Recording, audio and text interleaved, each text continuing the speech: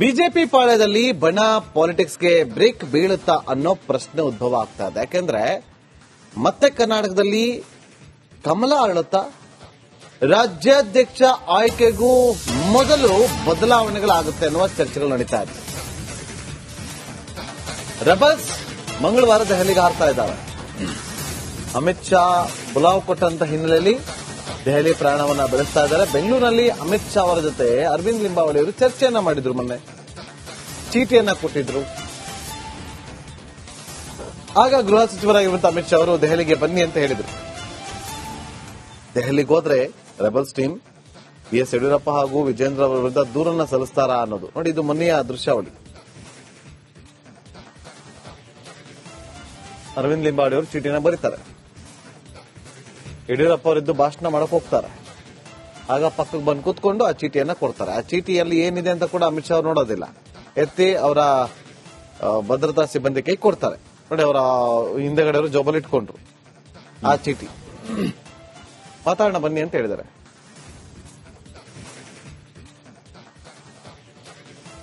ಮತ್ತಷ್ಟು ಮಾಹಿತಿಯನ್ನು ಕೊಡೋದಕ್ಕೆ ನಮ್ಮ ಪೊಲಿಟಿಕಲ್ ರಿಪೋರ್ಟರ್ ಸುರೇಶ್ ಈಗ ನೇರ ಸಂಪರ್ಕದಲ್ಲಿ ಜಾಯ್ನ್ ಆಗಿದ್ದಾರೆ. ಸುರೇಶ್, ರೆಬಲ್ಸ್ ಟೀಮ್ಗೆ ಮಂಗಳವಾರ ಬನ್ನಿ ಅಂತ ಬುಲಾವ್ ಕೊಟ್ಟಿದ್ದಾರಂತೆ ಹೈಕಮಾಂಡ್. ಏನಾಗಬಹುದು?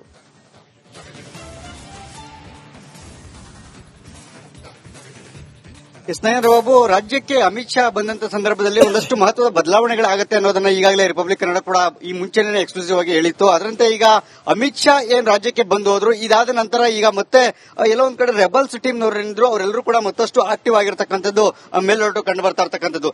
ನೇರವಾಗಿ ಅಮಿತ್ ಶಾ ಅವರ ಬಳಿನೇ ಕೆಲ ನಿಮಿಷಗಳ ಕಾಲ ಮಾತಾಡಿರ್ತಕ್ಕಂಥ ಅರವಿಂದ್ ಲಿಂಬಾವಳಿ ಅವರು ರಾಜ್ಯದ ಬಿಜೆಪಿಯಲ್ಲಿ ಇರತಕ್ಕಂತಹ ಒಂದಷ್ಟು ಆಂತರಿಕ ಕಲಹದ ಬಗ್ಗೆ ಒಂದಷ್ಟು ಮಾಹಿತಿಯನ್ನ ನೀಡಿರ್ತಕ್ಕಂಥದ್ದು ಒಂದು ಕಡೆ. ಅದರ ಜೊತೆಗೆ ನೇರವಾಗಿ ಇದೆಲ್ಲ ಅಂದ್ರೆ ನೇರವಾಗಿ ದೆಹಲಿಗೆ ಬನ್ನಿ ಅಂತಕ್ಕಂಥ ಒಂದು ಬುಲಾವನ್ನ ಕೂಡ ಕೊಟ್ಟಿರ್ತಕ್ಕಂಥದ್ದು. ಸೊ ಹೀಗಾಗಿ ಮಂಗಳವಾರ ಅಂದ್ರೆ ನಾಡಿದ್ದು ಮಂಗಳವಾರ ದೆಹಲಿಗೆ ಒಂದು ಅರವಿಂದ್ ಲಿಂಬಾವಳಿ ಹಾಗೇನೆ ಬಸನಗೌಡ ಪಾಟೀಲ್ ಯತ್ನಾಳ್ ಹಾಗೆ ಹರಿಹರ ಶಾಸಕರಂತಹ ವಿಪಿ ಹರೀಶ್ ಏನಿದ್ದಾರೆ ಅವರು ಸೇರಿದಂತೆ ಕುಮಾರ್ ಬಂಗಾರಪ್ಪ ಸೇರಿದಂತೆ ಸುಮಾರು ಒಂದು 6 ರಿಂದ 7 ಜನ ದೆಹಲಿಗೆ ತೆರಳುವಂತಹ ಸಾಧ್ಯತೆಗಳು ದಟ್ಟವಾಗಿರ್ತಕ್ಕಂಥದ್ದು. ಜೊತೆಗೆ ಅದು ಕೂಡ ಈಗಾಗಲೇ ಫಿಕ್ಸ್ ಆಗಿರ್ತಕ್ಕಂಥದ್ದು. ಸೊ ಹೀಗಾಗಿ ಮಂಗಳವಾರ ಹೋದ ನಂತರ ಆಗುವಂತಹ ಬೆಳವಣಿಗೆಗಳಿದೆಯಲ್ಲ ಅದು ಬಹಳ ಕುತೂಹಲ. ಯಾಕೆಂತಂದ್ರೆ ಈಗ ಸದ್ಯಕ್ಕೆ ರಾಜ್ಯಾಧ್ಯಕ್ಷರ ಚುನಾವಣೆ ಮತ್ತೆ ರಾಜ್ಯಾಧ್ಯಕ್ಷರ ಆಯ್ಕೆ ಬದಲಾವಣೆ ಏನಿದೆ ಅದು ಈಗ ಮಹತ್ತರವಾಗಿರ್ತಕ್ಕಂಥದ್ದು. ಸೊ ಈ ಸಂದರ್ಭದಲ್ಲಿ ಅಮಿತ್ ಶಾ ರಾಜ್ಯಕ್ಕೆ ಭೇಟಿ ಕೊಟ್ಟಿದ್ದಂಥದ್ದು ಮತ್ತೆ ರೆಬಲ್ಸ್ ಏನಿದ್ದಾರೆ ಅವರನ್ನ ದೆಹಲಿಗೆ ಕರೆಸ್ಕೊಳ್ತಾ ಇರ್ತಕ್ಕಂಥದ್ದು ಇದೆಲ್ಲವೂ ಕೂಡ ನೋಡ್ತಾ ಹೋದ್ರೆ ಖಂಡಿತವಾಗ್ಲೂ ಕೂಡ ಒಂದು ಈ ಬಣ ಬಡಿದಾಟಕ್ಕೆ ಅಮಿತ್ ಶಾ ಅವರ ಖುದ್ದು ಎಂಟ್ರಿ ಆಗಿರ್ತಕ್ಕಂಥದ್ದು ಬಹಳ ಸ್ಪಷ್ಟವಾಗ್ತಾ ಇದೆ. ಜೊತೆಗೆ ಈ ರೆಬಲ್ಸ್ ಟೀಮ್ನವರ ಮತ್ತೆ ರಾಜ್ಯ ಬಿಜೆಪಿ ಏನು ಓವರ್ ಅಂದ್ರೆ ಈ ಆಂತರಿಕ ಕಲಹ ಇದೆ ಎಲ್ಲದಕ್ಕೂ ಕೂಡ ಖಂಡಿತವಾಗ್ಲೂ ಕೂಡ ಒಂದು ತಿಂಗಳ ಅಂತ್ಯದ ಒಳಗಡೆ ಬ್ರೇಕ್ ಬೀಳುವಂತಹ ಸಾಧ್ಯತೆಗಳಿರ್ತಕ್ಕಂಥದ್ದು. ಆದ್ರೆ ಹೈಕಮಾಂಡ್ಗೆ ಭೇಟಿ ಕೊಟ್ಟಂತ ಸಂದರ್ಭದಲ್ಲಿ ಕೇವಲ ಒಂದು ಕಡೆಯ ವಾದವನ್ನು ಮಾತ್ರ ಕೇಳೋದಿಲ್ಲ. ಅದಾದ ನಂತರ ಅಂದ್ರೆ ರೆಬಲ್ಸ್ ಟೀಮ್ ಹೋಗಿ ಬಂದ ನಂತರ ಮತ್ತೆ ವಿಜೇಂದ್ರ ಅವರನ್ನು ಕೂಡ ಕರೆಸಿಕೊಳ್ಳುವಂತಹ ಸಾಧ್ಯತೆಗಳಿರ್ತಕ್ಕಂಥದ್ದು. ಜೊತೆಗೆ ಈಗಾಗಲೇ ವಿಜೇಂದ್ರ ಮತ್ತೆ ಯಡಿಯೂರಪ್ಪ ಇಬ್ಬರು ಕೂಡ ರಾಜ್ಯದಲ್ಲಿ ಆಂತರಿಕ ಕಲಹ ಏರ್ಪಡೋದಕ್ಕೆ ಏನೆಲ್ಲ ಕಾರಣಗಳು ಮತ್ತೆ ಅಸಲಿ ಸೂತ್ರಧಾರಿಗಳು ಯಾರು, ಈ ಒಂದು ಏನು ಈ ಭಿನ್ನರ ಗುಂಪೇನಿದೆ ಭಿನ್ನರ ಗುಂಪಿಗೆ ಅಸಲಿ ಸೂತ್ರಧಾರಿಗಳು ಯಾರು, ಈ ರೆಬಲ್ಸ್ ಟೀಮ್ ಗಳನ್ನ ಬೂಸ್ಟ್ ಮಾಡ್ತಾ ಇರತಕ್ಕಂಥವ್ರು ಯಾರು, ಅವ್ರ ತೆರೆ ಹಿಂದೆ ಇರತಕ್ಕಂಥವ್ರು ಯಾರು, ಇದೆಲ್ಲದರ ಕುರಿತಂತೆ ಕೂಡ ಬಹಳ ಒಂದಷ್ಟು ಸ್ಪಷ್ಟವಾದಂತಹ ಮಾಹಿತಿಯನ್ನ ಯಡಿಯೂರಪ್ಪನವರು ಅಮಿತ್ ಶಾ ಅವರಿಗೆ ಕೊಟ್ಟಿದ್ದಾರೆ ಅಂತಕ್ಕಂಥದ್ದು ನಮ್ಗಿರುವಂತಹ ಮಾಹಿತಿ. ಸೊ ಹೀಗಾಗಿ ಒಂದು ಕಡೆ ಯಡಿಯೂರಪ್ಪ ಮತ್ತೆ ವಿಜೇಂದ್ರ ಅವರ ವಾದ, ಮತ್ತೊಂದು ಕಡೆಗೆ ಯತ್ನಾಳ್ ಟೀಮ್ನವರ ಪ್ರತಿವಾದ. ಈ ಎಲ್ಲದರ ಮಧ್ಯೆ ಹೈಕಮಾಂಡ್ ಯಾವ ರೀತಿಯಾಗಿ ರಾಜ್ಯಾಧ್ಯಕ್ಷ ಸ್ಥಾನವನ್ನು ಆಯ್ಕೆ ಮಾಡುತ್ತೆ ಅಂತಕ್ಕಂಥದ್ದು ಕೂಡ ಬಹಳ ಕುತೂಹಲ ಇರತಕ್ಕಂಥದ್ದು. ಈ ಹಾಗೆ ನೋಡೋದಾದ್ರೆ ಒಂದು ನಮಗೆ ಇರುವಂತಹ ಮಾಹಿತಿ ಎಲ್ಲೋ ಒಂದ್ ಕಡೆ 50-50 ಅಂತಕ್ಕಂಥ ಒಂದು ಫಾರ್ಮುಲಾವನ್ನು ಅನುಸರಿಸಬಹುದು ಅಂತಕ್ಕಂಥದ್ದು. ಯಾಕೆ ಅಂತ ನೋಡೋದಾದ್ರೆ ಈ 50-50 ಅಂತಕ್ಕಂಥ ಒಂದು ರಾಜ್ಯ ಪದಾಧಿಕಾರಿಗಳ ಆಯ್ಕೆ ಇರತಕ್ಕಂಥದ್ದು ಮತ್ತೆ ಕೋರ್ ಕಮಿಟಿ ಇರತಕ್ಕಂಥ ಇದರ ಎಲ್ಲದರಲ್ಲೂ ಕೂಡ ರೆಬಲ್ಸ್ ಟೀಮ್ ಏನಿದೆ ಅವರಿಗೆ ಸ್ಥಾನಮಾನಗಳನ್ನ ಕೊಡುವ ಮೂಲಕ ವಿಜೇಂದ್ರನ ಮುಂದುವರಿಸುವಂತಹ ಸಾಧ್ಯತೆಗಳು ಇದೆ ಅಂತಕ್ಕಂಥ ಸದ್ಯ ನಮಗಿರುವಂತಹ ಮಾಹಿತಿ. ಆದ್ರೆ ಹೈಕಮಾಂಡ್ ಭೇಟಿ ನಂತರ ಅಮಿತ್ ಶಾ ಅವ್ರ ಖುದ್ದು ಎಂಟ್ರಿ ಆಗಿರೋದ್ರಿಂದಾಗಿ ಯಾವೆಲ್ಲ ತಿರುಗಳು ಪಡ್ಕೊಳ್ಳುತ್ತೆ ಅನ್ನೋದನ್ನ ಅಷ್ಟು ಈಗಲೇ ಸೂಕ್ಷ್ಮವಾದಂತ ಆಗಿರ್ತಕ್ಕಂಥದ್ದು. ಸೊ ಈಗಲೇ ಅಷ್ಟು ಊಹಿಸೋಕೆ ಆಗದೆ ಹೋದ್ರೂ ಕೂಡ ಒಂದಷ್ಟು ರಾಜಕೀಯ. ಥ್ಯಾಂಕ್ ಯು ಸುರೇಶ್ ನಮ್ಮೆಲ್ಲ ಮಾಹಿತಿಗಾಗಿ. ಬಿಜೆಪಿ ಪಾಳ್ಯದಲ್ಲಿ ಬಣ ಪಾಲಿಟಿಕ್ಸ್ಗೆ ಬ್ರೇಕ್ ಬೀಳುತ್ತಾ ಅನ್ನೋ ಪ್ರಶ್ನೆ ಉದ್ಭವ ಆಗ್ತಾ ಇದೆ. ಯಾಕೆಂದ್ರೆ ಮತ್ತೆ ಕರ್ನಾಟಕದಲ್ಲಿ ಕಮಲ ಆಡಳಿತ ರಾಜ್ಯಾಧ್ಯಕ್ಷ ಆಯ್ಕೆಗೂ ಮೊದಲು ಬದಲಾವಣೆಗಳಾಗುತ್ತೆ ಅನ್ನುವ ಚರ್ಚೆಗಳು ನಡೀತಾ ಇದೆ. ರೆಬಲ್ಸ್ ಮಂಗಳವಾರ ದೆಹಲಿಗೆ ಹಾರ್ತಾ ಇದ್ದಾರೆ.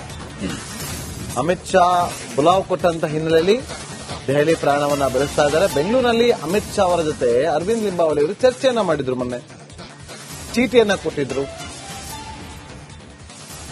ಆಗ ಗೃಹ ಸಚಿವರಾಗಿರುವಂತಹ ಅಮಿತ್ ಶಾ ಅವರು ದೆಹಲಿಗೆ ಬನ್ನಿ ಅಂತ ಹೇಳಿದ್ರು. ದೆಹಲಿಗೆ ಹೋದ್ರೆ ರೆಬಲ್ಸ್ ಟೀಮ್ BS ಯಡಿಯೂರಪ್ಪ ಹಾಗೂ ವಿಜೇಂದ್ರ ಅವರ ವಿರುದ್ಧ ದೂರನ್ನ ಸಲ್ಲಿಸ್ತಾರಾ ಅನ್ನೋದು ನೋಡಿ. ಇದು ಮೊನ್ನೆಯ ದೃಶ್ಯಾವಳಿ. ಅರವಿಂದ್ ಲಿಂಬಾವಳಿ ಅವರು ಚೀಟಿನ ಬರೀತಾರೆ. ಯಡಿಯೂರಪ್ಪ ಅವರಿದ್ದು ಭಾಷಣ ಮಾಡಕ್ ಹೋಗ್ತಾರೆ. ಆಗ ಪಕ್ಕಕ್ಕೆ ಬಂದು ಕೂತ್ಕೊಂಡು ಆ ಚೀಟಿಯನ್ನ ಕೊಡ್ತಾರೆ. ಆ ಚೀಟಿಯಲ್ಲಿ ಏನಿದೆ ಅಂತ ಕೂಡ ಅಮಿತ್ ಶಾ ಅವರು ನೋಡೋದಿಲ್ಲ. ಎತ್ತಿ ಅವರ ಭದ್ರತಾ ಸಿಬ್ಬಂದಿ ಕೈ ಕೊಡ್ತಾರೆ. ನೋಡಿ, ಅವರ ಹಿಂದೆಗಡೆ ಅವರು ಜೋಬಲ್ ಇಟ್ಕೊಂಡ್ರು ಆ ಚೀಟಿ. ಮಾತಾಡೋಣ ಬನ್ನಿ ಅಂತ ಹೇಳಿದ್ದಾರೆ.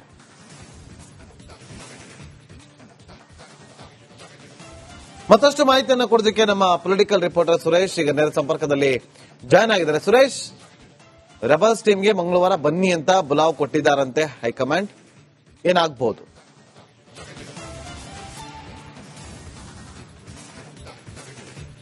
ಸ್ನೇಹಿತರ ಬಾಬು, ರಾಜ್ಯಕ್ಕೆ ಅಮಿತ್ ಶಾ ಬಂದಂತ ಸಂದರ್ಭದಲ್ಲಿ ಒಂದಷ್ಟು ಮಹತ್ವದ ಬದಲಾವಣೆಗಳಾಗತ್ತೆ ಅನ್ನೋದನ್ನ ಈಗಾಗಲೇ ರಿಪಬ್ಲಿಕ್ ಕನ್ನಡ ಕೂಡ ಈ ಮುಂಚೆನೇ ಎಕ್ಸ್ಕ್ಲೂಸಿವ್ ಆಗಿ ಹೇಳಿತ್ತು. ಅದರಂತೆ ಈಗ ಅಮಿತ್ ಶಾ ಏನ್ ರಾಜ್ಯಕ್ಕೆ ಬಂದು ಹೋದ್ರು, ಇದಾದ ನಂತರ ಈಗ ಮತ್ತೆ ಎಲ್ಲೋ ಒಂದ್ ಕಡೆ ರೆಬಲ್ಸ್ ಟೀಮ್ನವರೇನಿದ್ರು ಅವರೆಲ್ಲರೂ ಕೂಡ ಮತ್ತಷ್ಟು ಆಕ್ಟಿವ್ ಆಗಿರ್ತಕ್ಕಂಥದ್ದು ಮೇಲ್ನೋಟ ಕಂಡು ಬರ್ತಾ ಇರ್ತಕ್ಕಂಥದ್ದು. ನೇರವಾಗಿ ಅಮಿತ್ ಶಾ ಅವರ ಬಳಿನೇ ಕೆಲ ನಿಮಿಷಗಳ ಕಾಲ ಮಾತಾಡಿರ್ತಕ್ಕಂಥ ಅರವಿಂದ್ ಲಿಂಬಾವಳಿ ಅವರು ರಾಜ್ಯದ ಬಿಜೆಪಿಯಲ್ಲಿರ್ತಕ್ಕಂತಹ ಒಂದಷ್ಟು ಆಂತರಿಕ ಕಲಹದ ಬಗ್ಗೆ ಒಂದಷ್ಟು ಮಾಹಿತಿಯನ್ನ ನೀಡಿರ್ತಕ್ಕಂಥದ್ದು ಒಂದು ಕಡೆ. ಅದರ ಜೊತೆಗೆ ನೇರವಾಗಿ ಇದೆಲ್ಲ ನೇರವಾಗಿ ದೆಹಲಿಗೆ ಬನ್ನಿ ಅಂತಕ್ಕಂಥ ಒಂದು ಬುಲಾವನ್ನ ಕೂಡ ಕೊಟ್ಟಿರ್ತಕ್ಕಂಥದ್ದು. ಸೊ ಹೀಗಾಗಿ ಮಂಗಳವಾರ ಅಂದ್ರೆ ನಾಡಿದ್ದು ಮಂಗಳವಾರ ದೆಹಲಿಗೆ ಒಂದು ಅರವಿಂದ್ ಲಿಂಬಾವಳಿ ಹಾಗೇನೆ ಬಸನಗೌಡ ಪಾಟೀಲ್ ಯತ್ನಾಳ್ ಹಾಗೆ ಹರಿಹರ ಶಾಸಕರಂತಹ VP ಹರೀಶ್ ಏನಿದ್ದಾರೆ ಅವರು ಸೇರಿದಂತೆ ಕುಮಾರ್ ಬಂಗಾರಪ್ಪ ಸೇರಿದಂತೆ ಸುಮಾರು ಒಂದು 6 ರಿಂದ 7 ಜನ ದೆಹಲಿಗೆ ತೆರಳುವಂತಹ ಸಾಧ್ಯತೆಗಳು ದಟ್ಟವಾಗಿರ್ತಕ್ಕಂಥದ್ದು. ಜೊತೆಗೆ ಅದು ಕೂಡ ಈಗಾಗಲೇ ಫಿಕ್ಸ್ ಆಗಿರ್ತಕ್ಕಂಥದ್ದು.